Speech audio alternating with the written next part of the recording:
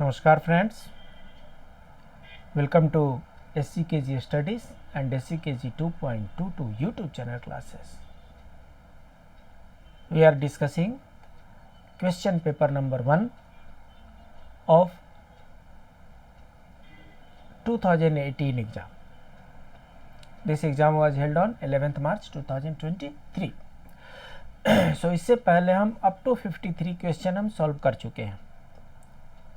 हम यहाँ पर क्वेश्चन को कुछ इस तरीके से सॉल्व करते हैं सो दैट उस चैप्टर से कोई भी दूसरा क्वेश्चन आए तो उसको सॉल्व करने की हमारे पास कैपेसिटी होनी चाहिए. तुक्का नहीं लगाना है, टू द पॉइंट आंसर होना चाहिए. इसलिए हम यहाँ पर सिर्फ और सिर्फ क्वेश्चन ही सॉल्व नहीं करते हैं, कंसेप्चुअल क्लैरिटी का भी ध्यान रखते हैं. Conceptual clarity with chapter discussion. जो क्वेश्चन जहाँ से आया है, जिस चैप्टर से आया है, उस चैप्टर को डिस्कस करके चलते हैं. इसलिए शायद थोड़ा टाइम लगता है. हम ये चाहें तो ये पूरे क्वेश्चन पेपर को हम शायद 1-1.5 घंटे में हम सॉल्व कर सकते हैं. 2 घंटे में तो खैर एग्जाम में भी सॉल्व होता है. सो 2 घंटे में हम सॉल्व कर सकते हैं. लेकिन सिर्फ टिक मार्क करना हमारा उद्देश्य नहीं है. हमारा उद्देश्य टिक मार्क तो यूपीएससी आंसर की में भी दे देता है. हमारा उद्देश्य है इसको कुछ इस तरीके से सॉल्व करना ताकि उसके अगल बगल के उस चैप्टर के, उस बुक के और भी जितने क्वेश्चन, प्रोबेबल क्वेश्चन बन सकते हैं, उनके आंसर हमें आते हैं. आइए शुरू करते हैं. सो ये टेक्स्ट बुकलेट का डी सीरीज है, पेपर नंबर 1 है. आपको पता है 2 घंटे का है. 2 घंटे में 120 मिनट होते हैं, 120 मिनट एंड 120 क्वेश्चन है. So averagely 1 minute for every 1 question. 150 marks का है. इसका मतलब कि 1.25 मार्क्स पर क्वेश्चन बनते हैं. समस्या कहाँ पे है? समस्या यहाँ पे है. रॉन्ग आंसर के लिए पेनाल्टी है. Penalty for wrong answer. So 1/3 answer, 1/3 mark of the particular question will be marked as negative penalty if the answer is wrong. So हमें क्या करना है? जिसका आंसर हमें सही से पता है सिर्फ उसी क्वेश्चन को हम अटेम्प्ट करेंगे. जिसका आंसर नहीं पता है, नो गेसिंग गेम. हम पहले भी बता चुके हैं एमसीक्यू में गेसिंग गेम जो होता है वो डेंजरस होता है. और उसमें अगर 4 ऑप्शन है, 4 ऑप्शन में से कोई एक मैंने गेस किया, 3 मेरे से छूट गया ना, तो मेरा सही होने की प्रोबेबिलिटी 25% है. राइट होने की probability is hardly 25% and wrong होने की प्रोबेबिलिटी 75% है. इसलिए गेसिंग गेम नहीं करना है. आंसर आता है अटेंड करेंगे, नहीं आता है उस क्वेश्चन को छोड़ करके आगे बढ़ेंगे. राइट? क्यों नहीं आएगा? आंसर आएगा. हम जिस तरीके से हम आपको बताते चल रहे हैं, अगर आप वीडियो को 2 बार 3 बार देख लें, जरूर आंसर आएगा. प्रश्न छूटने का प्रश्न ही नहीं उठता. Question number 54. A member who has resigned the office of minister may with the consent of the speaker make a personal statement in explanation of her or his resignation on any day during the session in which the resignation has been accepted by. ये जो इतना लंबा चौड़ा statement है, ये सिर्फ और सिर्फ कंफ्यूज करने के लिए है, आपको डिविएट करने के लिए है. आप ये यूपीएससी का क्वेश्चन पेपर है. अगर कोई छोटा मोटा एग्जाम होता तो सिर्फ यही लिखता कि minister resignation is accepted bye ABCD. A ministers resignation is accepted by which of the following. बस क्वेश्चन इतना ही है. बट ये यूपीएससी है, इसको सीधे सीधे पूछना आता नहीं है. ये कुछ इस तरीके से घुमाएगा कि आपसे आने जाने में भी गलती करवा लेगा. आप आंसर जानते हुए भी गलती कर लेंगे. सो आपको पकड़ना है क्वेश्चन पूछ क्या रहा है. यहाँ पर सीधे सीधे लिखा in which the resignation has been accepted by. So minister अगर रिजाइन करते हैं तो उनका रेजिग्नेशन कौन एक्सेप्ट करेंगे? Prime minister, secretary general, vice president और प्रेसिडेंट। मुझे लगता है इसका आंसर तो आप सबको पता है। जब भी कोई मिनिस्टर रिजाइन करेंगे the resignation has to be accepted by president. ठीक है, जितने मिनिस्टर हैं including prime minister they are appointed by president and their resignation is accepted by president. याद रहेगा, याद रखना है। आइए देख लेते हैं प्रोविजन क्या है। Article 74 of the constitution provides that there shall be a council of ministers. Article 74 में क्या है? काउंसिल ऑफ मिनिस्टर के बारे में बात किया गया है। With the prime minister at the head. So council of minister के हेड कौन होंगे? प्राइम मिनिस्टर होंगे। ये सब किसमें दिया गया है? आर्टिकल 74 में। क्या है? To aid and advise the president. So president को एड एंड एडवाइज कौन करेगा? Council of ministers headed by prime minister. Note कीजिएगा, ये हर पॉइंट अपने आप में एमसीक्यू बनता है। Council of ministers headed by prime minister to aid and advise the president who shall in the exercise of function act in accordance with such advice. So president महोदय वही काम करेंगे जो council of minister headed by prime minister बताएंगे, कहेंगे। यहां पर clear लिखा है act in accordance with such advice. जो प्राइम मिनिस्टर कहते हैं उसी एडवाइस को प्रेसिडेंट मानेंगे। The council of minister is made up of prime minister and other ministers, that is cabinet ministers, ministers of state and deputy ministers are 3 types of ministers. So अब प्रश्न ये उठता है कि कितने तरह के मिनिस्टर होते हैं? 3 टाइप के मिनिस्टर होते हैं। कुछ कैबिनेट मिनिस्टर होते हैं, कुछ मिनिस्टर ऑफ स्टेट होते हैं और कुछ डेप्यूटी मिनिस्टर होते हैं। कितने तरह के होते हैं? 3 टाइप्स के। हम ये चैप्टर इसलिए सॉल्व कर रहे हैं क्योंकि आर्टिकल 74 से घुमा फिरा करके प्रश्न पूछे जाते हैं। ढूंढ लीजिए जितने क्वेश्चन पेपर है,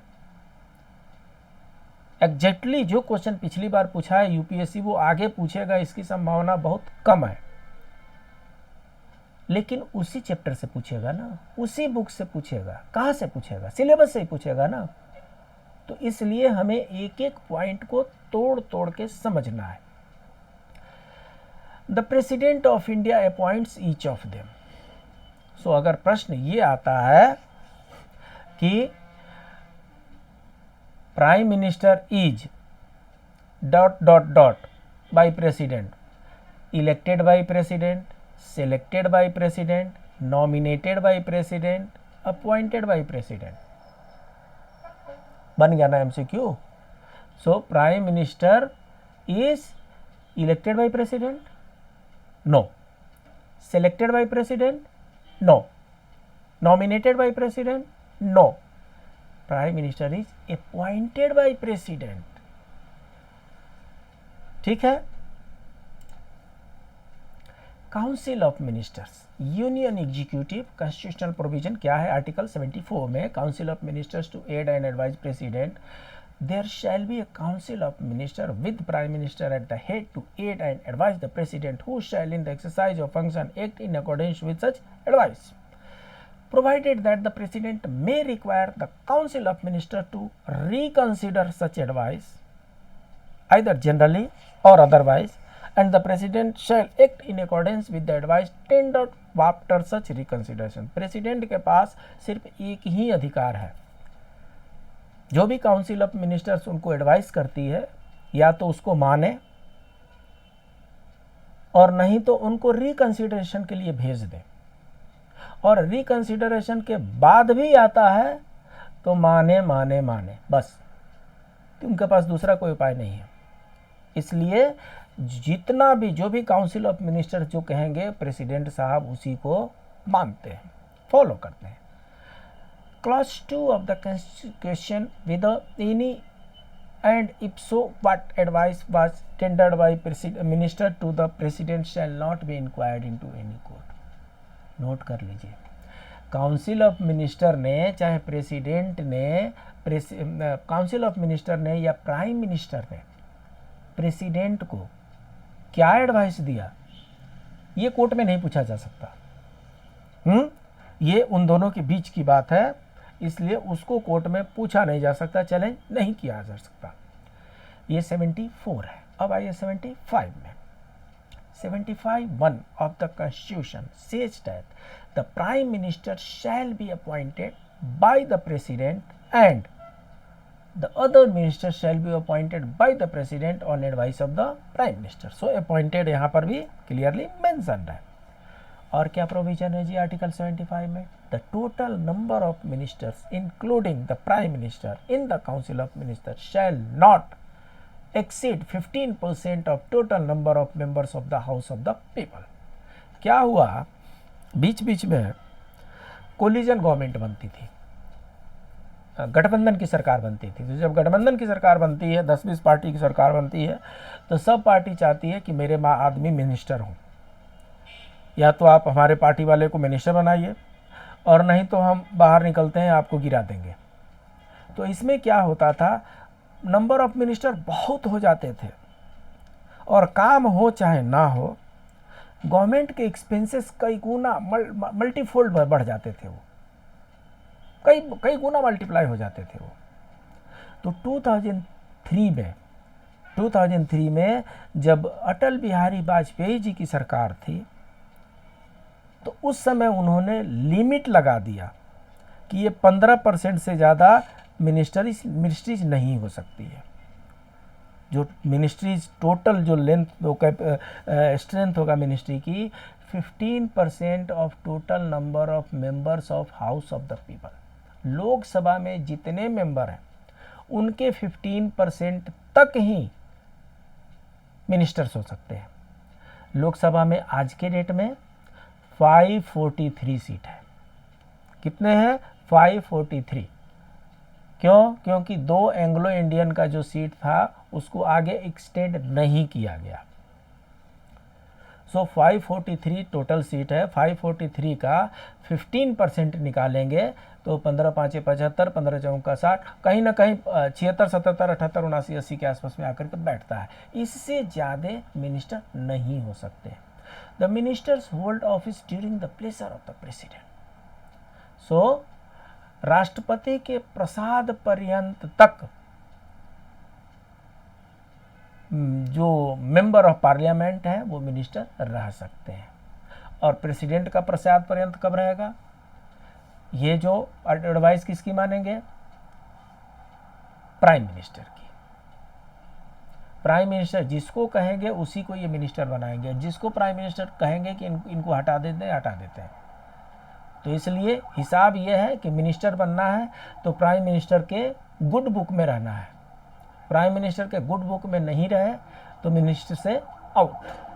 the council of minister is collectively responsible to the house of the people. Question बनता है, MCQ का है, क्वेश्चन बनता है कि council of minister is collectively responsible to A president, B parliament, C people of the country, citizen of the country, D house of the people। बनता है ये क्वेश्चन। Council of minister is collectively responsible to president, wrong. Collectively responsible to parliament, wrong. Collectively responsible to Rajya Sabha, wrong. Collectively responsible to citizen of India, wrong. Collectively responsible to the house of the people, correct. सिर्फ और सिर्फ ये लोग लोकसभा के प्रति जिम्मेदार हैं। क्यों? क्योंकि लोकसभा में ही तो डायरेक्ट इलेक्शन से ये लोग आते हैं, राज्यसभा में तो इनडायरेक्ट इलेक्शन होता है। तो लोकसभा के प्रति ही council of minister collectively responsible है, right. Before a minister takes over his office, the president administers to him the oath of office and secrecy according to the form set out for the purpose in the 3rd schedule। Schedule की चर्चा हम इससे पहले वाले class में कर चुके हैं। फर्स्ट शेड्यूल में क्या है, रिवाइज करते रहना है, भूल नहीं जाना है। फर्स्ट शेड्यूल में क्या है, list of states and union territory है। सेकेंड शेड्यूल में क्या है, सैलरीज के बारे में है, salaries of constitutional bodies. Third schedule में क्या है, थर्ड शेड्यूल में ओथ के बारे में है। फोर्थ में क्या है, राज्यसभा के सीट के बारे में है। ये आपको बिल्कुल ध्यान में रहना चाहिए, भूलना ही नहीं चाहिए, बिल्कुल नहीं भूलना चाहिए। सो जैसा थर्ड शेड्यूल में मेंशन किया हुआ है उसके अनुसार, उस फॉर्म के अनुसार जितने मिनिस्टर होते हैं ये प्रेसिडेंट के सामने oath of office and secrecy लेते हैं। The salaries and allowances of ministers are such as the parliament may from time to time determined by law and until parliament so determines shall be specified in second schedule। आपको हमने बताया second schedule में क्या है, salary है। तो अगर उसको चेंज करना है तो उसको पार्लियामेंट चेंज करेगी। जब पार्लियामेंट की बात आती है तो parliament consist of 3 bodies, Lok Sabha, Rajya Sabha, then president. So अगर आपको salary and allowances of minister के बारे में कुछ चेंजेस करने हैं, पहले लोकसभा से पास कराने पड़ेंगे, फिर राज्यसभा से पास कराने पड़ेंगे और तब जाकर के प्रेसिडेंट का एसेंट लेना है।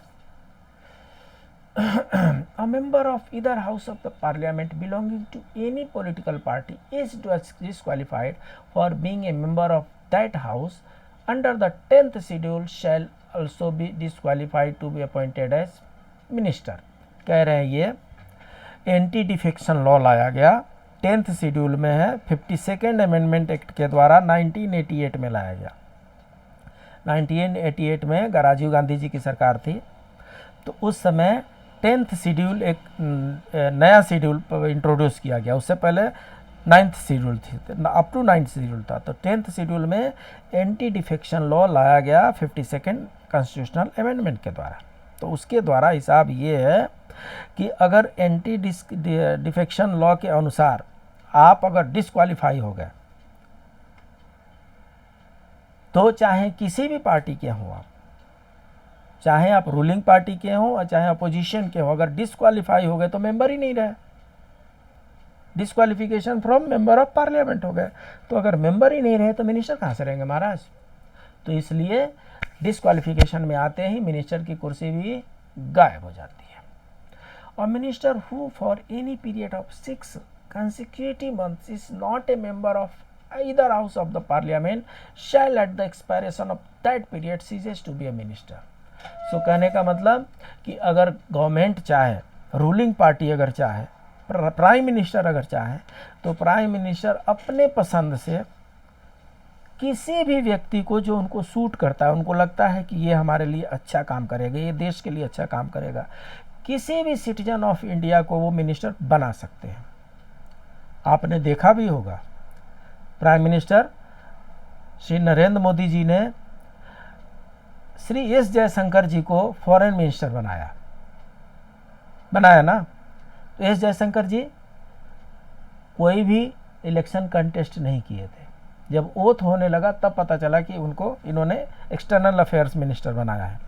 तो प्राइम मिनिस्टर को लगा कि ये इनको अगर हम एक्सटर्नल मिनिस्टर बनाते हैं तो ये हमारे लिए, हमारे देश के लिए बहुत फ़ायदेमंद होगा, उन्होंने बना दिया। कंडीशन ये है कि मंत्री वही बनेगा जो या तो मेंबर ऑफ पार्लियामेंट हो और नहीं तो 6 मंथ के भीतर उसको बनना पड़ेगा।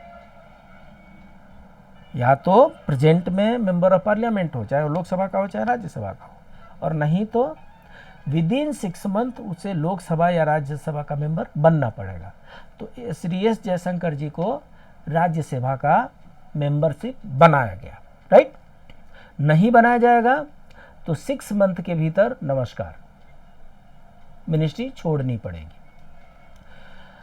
सम other constitutional provisions related to council of ministers, article 74, 75 हमने देख लिया। 77 में क्या है, conduct of business of government of India, और इसी के बेसिस पर allocation of business and transaction of business हम पढ़ रहे हैं। Article 78, duties of the prime minister as respects the furnishing of information to President. Article 88, rights of ministers in respect of houses. Next question.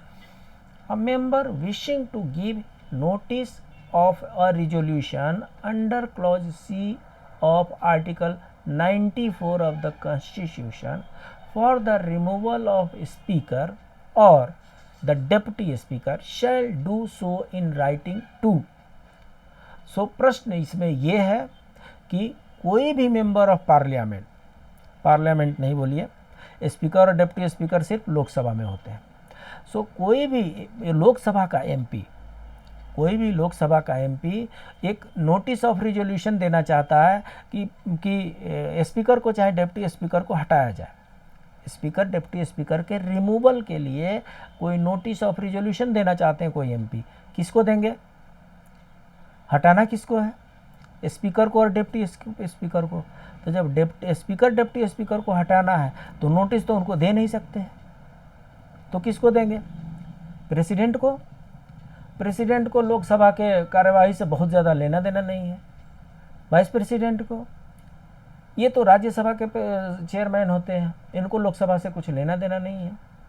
Prime minister को, prime minister cabinet के head होते हैं, लोकसभा के head नहीं होते। लोकसभा के head speaker और उनके बाद डिप्टी स्पीकर होते हैं, जिनको रिमूव करने के लिए नोटिस ये देना चाहते हैं। So right answer is secretary general of Lok Sabha. Secretary general of Lok Sabha के पास नोटिस दिया जा सकता है फॉर रिमूवल ऑफ स्पीकर और डिप्टी स्पीकर। आइए इसका प्रोविजन देख लेते हैं। Resolution for removal of the speaker और the deputy speaker from office. A member wishing to give notice if a resolution under clause C of article 179 of the Constitution for the removal of a speaker or deputy speaker shall do so in writing to secretary. किसको देंगे? Secretary को देंगे, general secretary. On receipt of the notice under sub rule 1, a motion for leave to move the resolution shall be entered in the list of business in the name of member concerned on a day fixed by a speaker, provided that the day so fixed shall be any day after 14 days from the date of receipt of notice of the resolution. 14 दिन पहले लोकसभा के speaker या deputy speaker को remove करने का notice दिया जा सकता है। किसको देते हैं नोटिस? सेक्रेटरी को देते हैं, सेक्रेटरी ऑफ द हाउस को देते हैं। यही यहाँ पर भी मेंशन है, देखिए सेक्रेटरी जनरल यहाँ पर लिखा है। सो सेक्रेटरी जनरल को ये देते हैं, ठीक है। Next question, the business of the government of India allocated to cabinet secretariat is and shall always be deemed to have been allotted to. आप देखिए प्रश्न, ये एलोकेशन ऑफ बिजनेस का है। ये एलोकेशन ऑफ बिजनेस के फर्स्ट पेज में यही स्टेटमेंट है। The business of the government of India allocated to cabinet secretariat.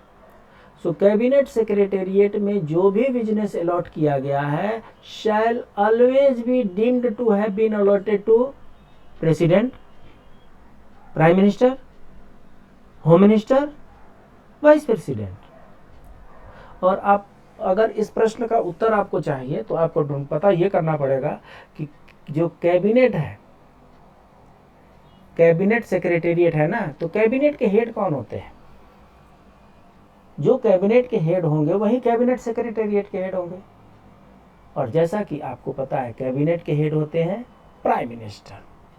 सो जो कोई भी जॉब कैबिनेट सेक्रेटेरिएट को दिया जाता है, ये मान के चला जाता है कि ये जॉब जो है प्राइम मिनिस्टर का है। आइए देख लेते हैं। Allocation of departments among ministries, ये फर्स्ट या सेकेंड पेज है एलोकेशन ऑफ बिजनेस का। मैं रिलेवेंट पेज ही दिखा रहा हूँ, अगर मैं पूरा बुक दिखाने लगूंगा तो एक क्लास में हो ही नहीं पाएगा। The business of government of India allocated to the cabinet secretariat is and shall always be deemed to have been allotted to prime minister. First statement में ही आपको आंसर दिख गया। Subject to the provision of sub rule 1, the president may on advice of the prime minister allocate the business of government of India among ministers by assigning one or more department to the charge of the minister. So basically cabinet ministry के जितने भी काम हैं वो prime minister के होते हैं, लेकिन प्रेसिडेंट महोदय जो है प्राइम मिनिस्टर की एडवाइस पे वो कैबिनेट सेक्रेटेरिएट के जितने भी जॉब हैं वो अलग अलग मिनिस्ट्रीज में बांट देते हैं। कैबिनेट सेक्रेटेरिएट के वो काम जो एक्सटर्नल अफेयर से रिलेटेड है तो उनको वो एक्सटर्नल अफेयर्स मिनिस्ट्री को दे देंगे, होम मिनिस्ट्री से रिलेटेड है होम मिनिस्ट्री को दे देंगे। Ultimately prime minister is responsible, लेकिन काम को ठीक से चलाने के लिए उसको मिनिस्टर्स के बीच में असाइन किया जाता है। Notwithstanding anything contained in sub rule 1 और sub rule 2, the president may on the advice of prime minister. और क्या क्या कर सकते हैं प्रेसिडेंट महोदय प्राइम मिनिस्टर की एडवाइस पे? Associate in relation to the business allotted to a minister under either of the said sub rules another minister or deputy minister to perform such functions as may be assigned to him. So cabinet ministry भी होती है, cabinet minister के अलावा state minister भी होते हैं, deputy minister भी होते हैं, और कई बार आपने देखा होगा स्टेट मिनिस्टर इंडिपेंडेंट पोर्टफोलियो। इसका मतलब कि उनके ऊपर और कोई कैबिनेट मिनिस्टर नहीं है। नहीं तो क्या होता है, अगर कैबिनेट मिनिस्टर होगा उसके नीचे स्टेट मिनिस्टर होंगे, उनके नीचे डेप्यूटी मिनिस्टर होंगे। तो अगर डिपार्टमेंट बहुत बड़ा है तो प्रेसिडेंट महोदय प्राइम मिनिस्टर के एडवाइस पे उसमें से कुछ काम डेप्यूटी मिनिस्टर को भी दे देंगे, कुछ काम स्टेट मिनिस्टर को दे देंगे, और बाकी जो काम है वो तो कैबिनेट मिनिस्टर के पास रहेगा ही।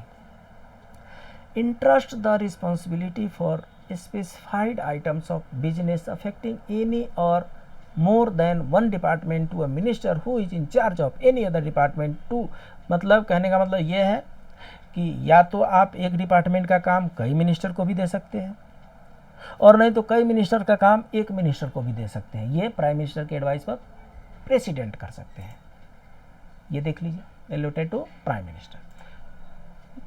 Next question, which one of the following subject does not fall within list 1 of 7th schedule to the Constitution of India under the control of Department of Agricultural Research and Education? So देखिए ऐसा है, जैसे ये 7th schedule की बात करते हैं हमें ये बता रहे हैं कि ये it is related to constitution of India, क्योंकि 7th शेड्यूल में 3 लिस्ट है, union list, state list, concurrent list. So यहाँ तो हमें घुमा करके ये कॉन्स्टिट्यूशन में घुसा दिए।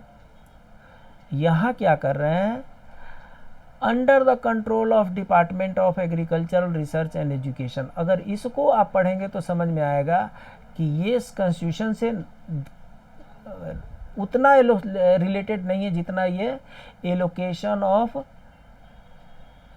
बिजनेस से रिलेटेड है। एलोकेशन ऑफ बिजनेस में गवर्नमेंट के डिफरेंट डिपार्टमेंट दिए गए हैं और उस डिपार्टमेंट के डिफरेंट ब्रांचेस दिए गए हैं। तो सीधा सीधा प्रश्न ये है कि department of agricultural research and education के अंदर इनमें से कौन सा नहीं आता है? सीधी सीधी सी बात है। एलोकेशन ऑफ बिजनेस का जो फर्स्ट डिपार्टमेंट है, जो फर्स्ट मिनिस्ट्री है, एलोकेशन ऑफ बिजनेस का जो फर्स्ट मिनिस्ट्री है वो एग्रीकल्चर मिनिस्ट्री है। तो ये फर्स्ट मिनिस्ट्री से ही रिलेटेड ये क्वेश्चन है कि इनमें से कौन department of agricultural research and education के अंडर नहीं आता।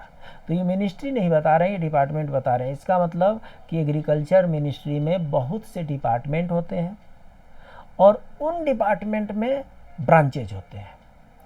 तो अभी हमारा प्रश्न ये है कि department of agriculture research and education में इनमें से कौन नहीं आते, हमें पढ़ना पड़ेगा।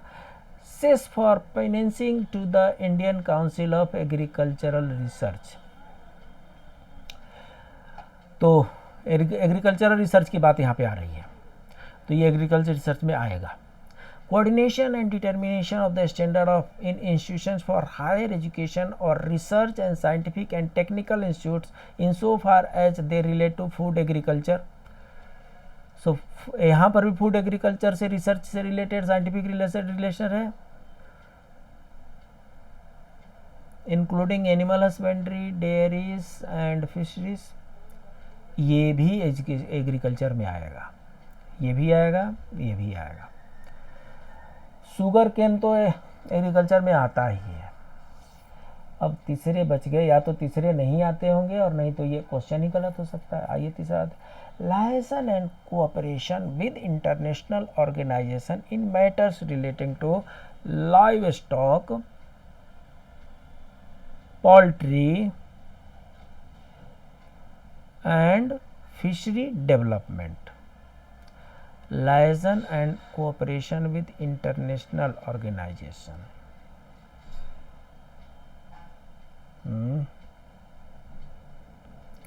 यहाँ पर तो क्या है, फूड एंड एग्रीकल्चर इंक्लूडिंग करके है, तो ये यहाँ पर एडजस्ट हो गया।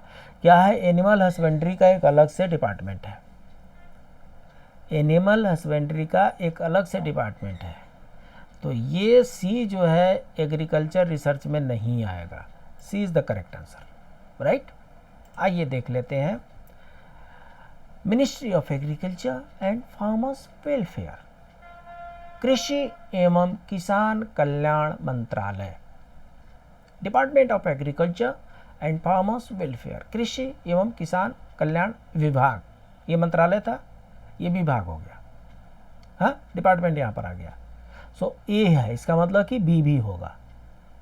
तो एक मिनिस्ट्री में कई डिपार्टमेंट होते हैं। Part 1, the following subject which fall within list 1 of 7th schedule to the constitution of India. List 1 में 7th शेड्यूल में लिस्ट 1 क्या है, यूनियन लिस्ट है।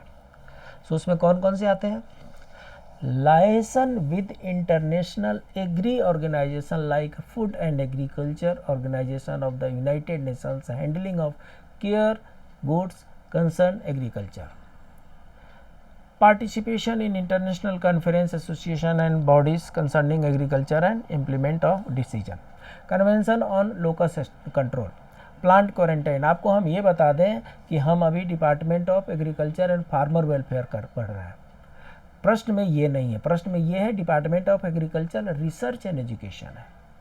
तो हमें पहले हम पार्ट ए ये डिपार्टमेंट का पार्ट ए समझ लेते हैं, उसके बाद से हमें रिसर्च वाला भी आएगा। ये रिसर्च वाला नहीं है, हाँ। Plant quarantine, industries the control of which by nation is union is declared by parliament by law to be expedient in public interest. So अगर कहीं इंडस्ट्री वर्ड आता है तो हमें लगेगा कि ये भारी उद्योग से रिलेटेड है, ध्यान रखना है।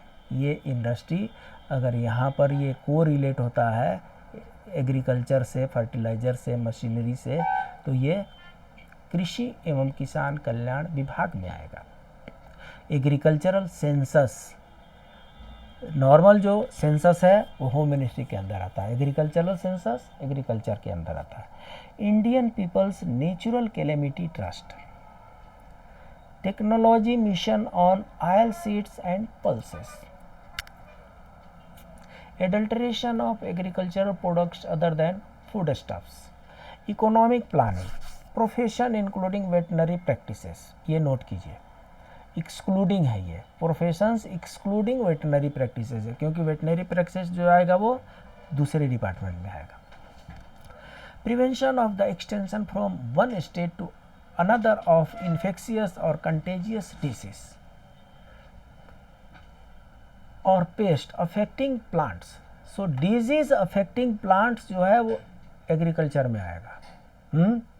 डिजीज अफेक्टिंग प्लांट जो है वो एग्रीकल्चर में आएगा। डिजीज अफेक्टिंग ह्यूमन बॉडी जो है वो हेल्थ मिनिस्ट्री में आएगा, ध्यान रखना है। Price control of agriculture commodities except food grains, sugar, vanaspati oil, seeds, vegetable oil, cake and fats, jute, cotton and tea. So price control of agricultural commodities except ये है। Administration of the dangerous machine regulation act 1983, ये note कर लीजिए, ये note कर लीजिए, ये peculiar है इसमें, ये नेक्स्ट एग्जाम में आ सकता है।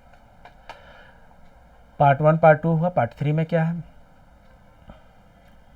एग्रीकल्चर से रिलेटेड जो होगा सो होगा, उसमें कोऑपरेशन इन एग्रीकल्चर सेक्टर, ठीक है। General policy related marketing agriculture product, ठीक है। द एग्रीकल्चर प्रोडक्ट, जहाँ कहीं भी एग्रीकल्चर ऐड है वो एग्रीकल्चर मिनिस्ट्री में आ जाएगा। जनरल एंड कंसिक्वेंशियल में क्या है? All matters relating international cooperation assistance in agriculture and allied subject, ठीक है। एग्रीकल्चर एंड हॉर्टिकल्चर, ठीक है। बायो एस्थेटिक प्लानिंग, ठीक है। Agricultural products grow more food, ठीक है। लैंड रिक्लेमेशन, नोट कीजिए, ये लैंड रिक्लेमेशन जो है ये डिपार्टमेंट ऑफ अर्थ में नहीं आता। लैंड रिक्लेमेशन जो है वो एग्रीकल्चर डिपार्टमेंट में आता है, ये भी ऑड है, इसको भी ध्यान रखना है।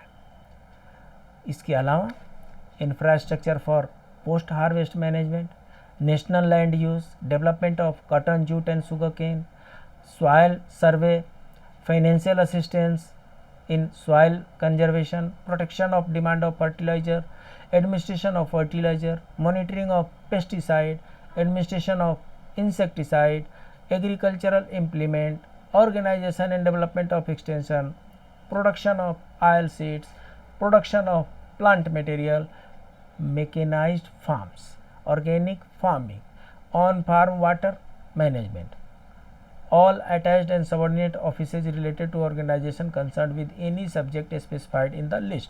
Quality control of fertiliser, note कीजिए, ये फर्टिलाइजर मिनिस्ट्री में लगता है किया है, लेकिन ये क्वालिटी कंट्रोल ऑफ फर्टिलाइजर जो है ये एग्रीकल्चर मिनिस्ट्री में आता है। National rain fed area authority agriculture में आएगा। All matters relating to agro forestry except research. तो इतने जो हो गए आपके पार्ट 4 तक हो गए। पार्ट 5 में क्या है? Matters relating to damage to crops, matters relating to loss of human life due to drought, ये देख लीजिए, ये बड़ा पेक्यूलियर टर्मिनोलॉजी हो गई। सूखा के चलते, अकाल के चलते अगर मानव की मृत्यु होती है, मानव अफेक्ट होता है, तो एग्रीकल्चर डिपार्टमेंट देखेगा उसको।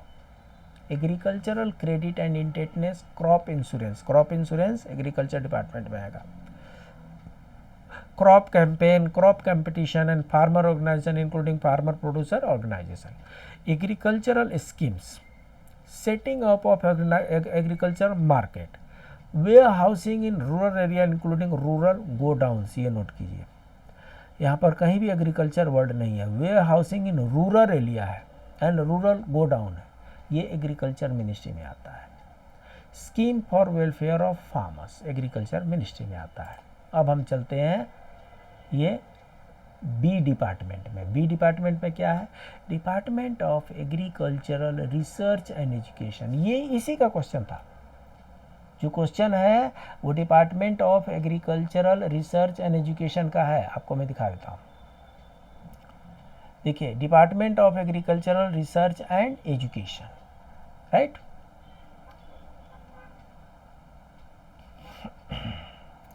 सो इसमें क्या क्या आता है? इसमें भी पार्ट 1 पार्ट 2 है। International cooperation and assistance in field of agricultural research, fundamental applied and operational research, coordination and determination of standards in institutes, cess for financing of Indian council of agriculture, sugar cane research उसमें था। Part 2 में agriculture education and research, part 3 में plant, animal and fish introduction and exploration, all India soil and land use survey, financial assistance to state government, national demonstration, note कीजिए, national demonstration जो है वो कृषि मंत्रालय के अंदर में और एग्रीकल्चरल रिसर्च में आता है। Indian council of agricultural research, research and development on production and improvement of biofuels plant, और भी वह क्या पूरा हो गया।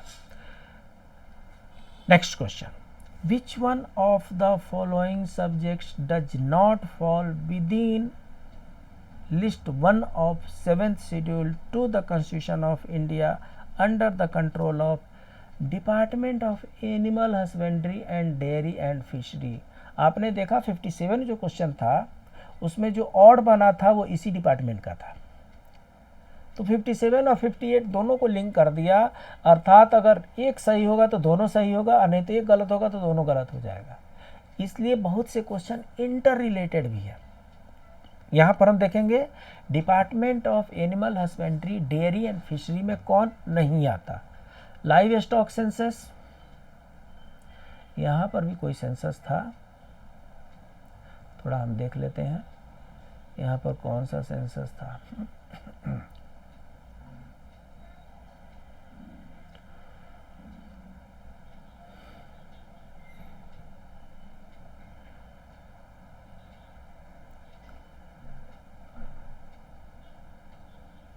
ये एग्रीकल्चरल सेंसस है। देखिए यहाँ पर क्या था, agricultural census.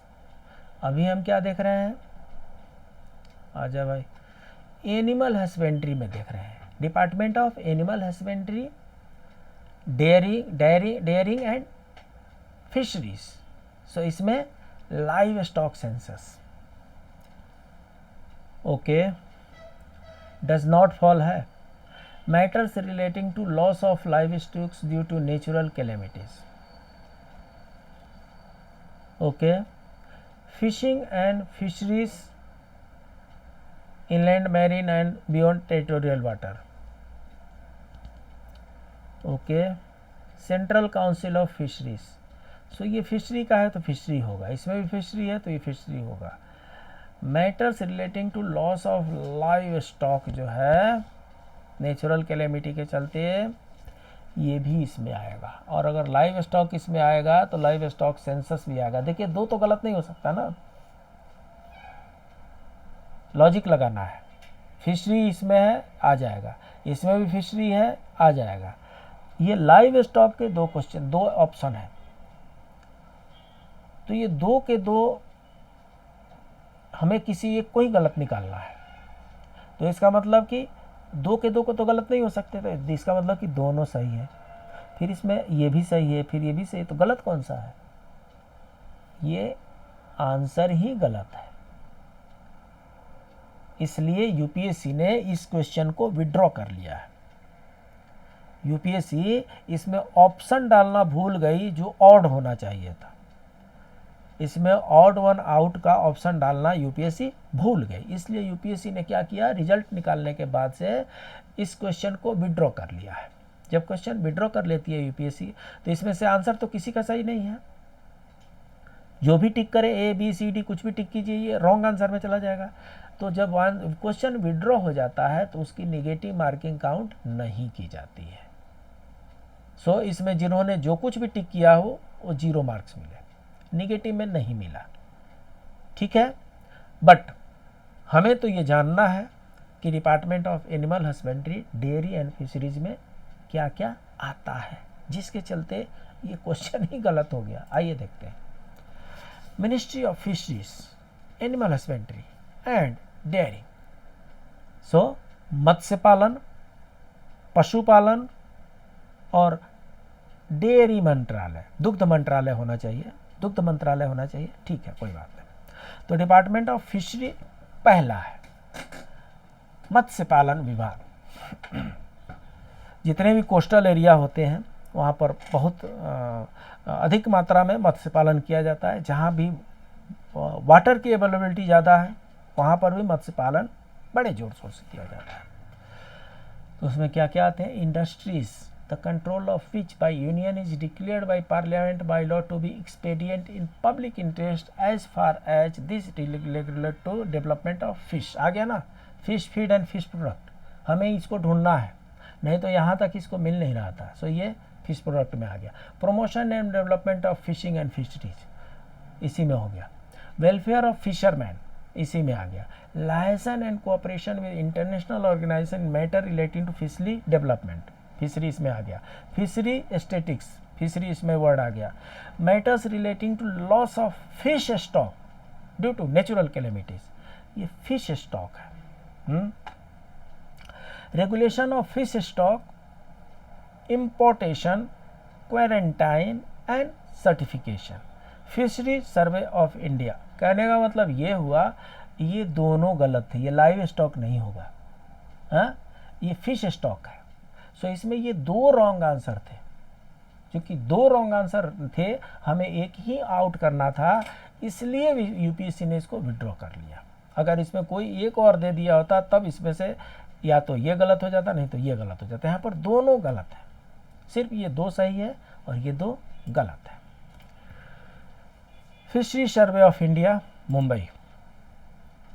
Part 2, prevention of the extension from one state to another of infectious or contagious disease or pests affecting fish। देखिए अगर ये contagious disease related to trees and plants है, अगर ये related to plants है, agricultural plants है, तो ये एग्रीकल्चर में चला जाएगा। अगर ये फिश से रिलेटेड है तो फिशरी में चला जाएगा। अगर ह्यूमन बीइंग से रिलेटेड है तो ये हेल्थ इंडस्ट्री में, हेल्थ डिपार्टमेंट में चला जाएगा। Pattern of financial assistance to various state undertakings, fishery development scheme हो गया इसमें। पार्ट 3 में क्या है, preservation, protection and improvement of fish stocks and prevention of diseases, thereof veterinary training and practices. ये देखिए फिश का यहाँ पर भी मेंशन है। इंश्योरेंस ऑफ फिश स्टॉक, ये भी फिश में आता है। और क्या है, department of animal husbandry and dairying में, अब पार्ट 1 में इंडस्ट्री, अच्छा ये हो गया। ये देखिए लाइव स्टॉक सेंसस भी है, लाइव स्टॉक स्टैटिक्स भी है। एनिमल हस्बेंड्री में लाइव स्टॉक सेंसस भी है, लाइव स्टॉक स्टैटिक्स भी है, इसका मतलब कि वो दोनों सही निकला। और क्या क्या है, prevention of cruelty of animals, prevention of cruelty of animals, matters relating to pounds and cattle trespass, gaushala, gau sadan, regulation of live stock, importance, animal quarantine and certification, matters relating to live stock due to natural calamity. इसका मतलब कि live stock वाला दोनों point ये सही है। सो हमें अपने आप को करेक्ट करना पड़ेगा। इसमें से चारों सही है, ऑल 4 आर करेक्ट आंसर। अगर किसी नेक्स्ट क्वेश्चन में इनमें से कोई भी ऑप्शन बनता है तो हमें ध्यान रखना चाहिए। ये फिशरी में तो नहीं है, लेकिन एनिमल हस्बेंड्री के पार्ट 1 में इसमें है सब। Welfare of persons engaged in activities relating to live stock, dairy and poultry. Part 2 में क्या क्या आते हैं, profession of veterinary practice, prevention of extension from one state to another of infectious contagious disease relating to animals and birds। हाँ ध्यान रखना है यहाँ पर, इसको ये कैचिंग पॉइंट नहीं है, कैच पॉइंट यहाँ पर लास्ट में क्या लिखा है वो है। Conversion of indigenous breeds, introduction and maintenance of central herd books for indigenous breeds of live stock, pattern of financial assistance to various stock undertaking, state undertaking, ये भी था उसमें। Preservation, protection and improvement of stock and prevention of disease of animals. तो animal से related जितने भी disease हैं वो भी एनिमल हस्बेंड्री में आएंगे। कोड्स ऑफ वर्ड्स नोट कीजिए, peculiar terminology, codes of word, it is under animal husbandry department. ये एनिमल हस्बेंड्री डिपार्टमेंट में कोड्स ऑफ वर्ड्स है, नोट करना इसको। Insurance of live stock and birds, तो यहाँ पर बर्ड्स दे दिया इसलिए पकड़ में आ जाएगा कि ये एनिमल हस्बेंड्री में है।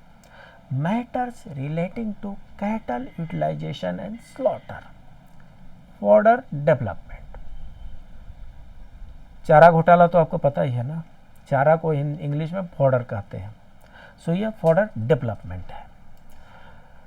तो इस तरीके से हमने इस सेशन में क्वेश्चन कितने सॉल्व किए, हार्डली 5 हमने क्वेश्चन सॉल्व किए एमसीक्यू के, लेकिन उस 5 से रिलेटेड जितने अदर क्वेश्चन बन सकते थे उस पूरे चैप्टर को हमने कवर किया। उम्मीद है आपको हमारा ये पढ़ाने का तरीका अवश्य ही पसंद आएगा, क्योंकि इससे क्वेश्चन को सॉल्व करने में आसानी होती है। उस चैप्टर से क्वेश्चन आता है तो उस चैप्टर में से किसी भी प्रकार का प्रश्न आता है तो उसको सॉल्व करने की हमारी कैपेसिटी बढ़ जाती है। हो सकता है कि नए टॉपिक हो, जैसे एलोकेशन ऑफ बिजनेस है, ट्रांजैक्शन ऑफ बिजनेस है, ये क्या है हमारे लिए नए टॉपिक्स हैं, नए सब्जेक्ट्स हैं। तो जब नए सब्जेक्ट्स होते हैं, नए टॉपिक्स होते हैं, तो पहली बार समझने में थोड़ा मेहनत लगता है, 2 बार 3 बार इसको आप देख लीजिए, समझ में आ जाएगा। इसको क्या है, बोर वाला चीज़ नहीं बनाना, इसको इंटरेस्टिंग बनाना है। मैं इसको इंटरेस्टिंग बना करके आपको पढ़ा रहा हूँ क्वेश्चन के सहारे, राइट। पढ़ना तो है आपको, क्योंकि यूपीएससी का एग्ज़ाम जो क्रैक करना है, मेरिट लिस्ट में नाम जो लाना है, यूपीएससी के मेरिट लिस्ट में नाम लाना है, राइट। आज का नीति श्लोक, शैले शैले न माणिक्यम मौक्तिकम न गजे गजे, साधवो न ही सर्वत्र चंदनम न वने वने। हितोपदेश एक बुक है, और हितोपदेश से ये लिया गया है। क्या, शैले शैले न माणिक्यम। आपको पता है शैल मतलब पर्वत होता है, पत्थर होता है, माणिक्य एक जो रत्न है। तो बोल रहे हैं कि शैले शैले न माणिक्यम, हर पर्वत पर, हर पत्थर पे माणिक्य नहीं होते। मौक्तिकम न गजे गजे, हर हाथी में, हर हाथी के गंडस्थल में मोती भी नहीं होते हैं। साधवो नहीं सर्वत्र, जेंटिलमैन सब जगह नहीं पाए जाते हैं। साधु मतलब जेंटिलमैन होता है। सो जेंटिलमैन, सत्यचित्त व्यक्ति, चरित्र वाला व्यक्ति सर्वत्र नहीं पाए जाते हैं। चंदनम न वने वने, उसी प्रकार से जैसे हर वन में, हर जंगल में चंदन नहीं पाया जाता, तो दुनिया में भली चीजें प्रचुर मात्रा में सभी जगह नहीं मिलती हैं। जिस तरीके से हर पर्वत पर माणिक रत्न नहीं पाए जाते, हर एक हाथी के गंडस्थल में मोती नहीं होते, साधु सर्वत्र नहीं पाए जाते, हर एक वन में चंदन नहीं होता, ठीक उसी तरीके से दुनिया में भली चीजें प्रचुर मात्रा में सभी जगह उपलब्ध नहीं है। इसलिए अगर आपके संगत में, अगर आपको लगता है कि हमारा जो संगत है वो किसी जेंटलमैन के साथ है, किसी साधु के साथ है, सज्जन के साथ है, पकड़ लीजिए उसको जोर से, खिसकने मत दीजिएगा, क्योंकि सज्जन जो है हर जगह नहीं मिला करते हैं। दुर्जनों की कोई कमी नहीं होगी, सज्जन के जैसे दिखावा करने वाले दुर्जनों की कोई कमी नहीं होगी। लेकिन सज्जन व्यक्ति सज्जन रहते हुए मिल जाए तो समझ लीजिए कि आपको इस धरती पर ही भगवान अपने दूसरे रूप में प्रकट हो गए हैं। इसलिए सज्जन व्यक्ति का सम्मान करना सीखिए। आपका ये चैनल SGKG स्टडीज़, इसको आप लाइक करें, सब्सक्राइब करें, अपने दोस्तों के बीच में शेयर करें। आपका दूसरा चैनल SGKG 2.22, जिस पर RTI के क्लासेस हैं, जिस पर डिप्टी डायरेक्टर के सारे क्लासेस हैं, जिस पर SSO प्रोबेशन क्लियरेंस एग्जाम के सारे क्लासेस हैं, इसको भी आप लाइक करें, सब्सक्राइब करें, अपने दोस्तों के बीच में शेयर करें। मिलते हैं अगले क्लास में एक नए टॉपिक के साथ, कुछ नए इन्फॉर्मेशन के साथ, कुछ नए ट्रिक्स एंड टिप्स के साथ। तब तक के लिए प्लीज कीप ऑन रिवाइजिंग।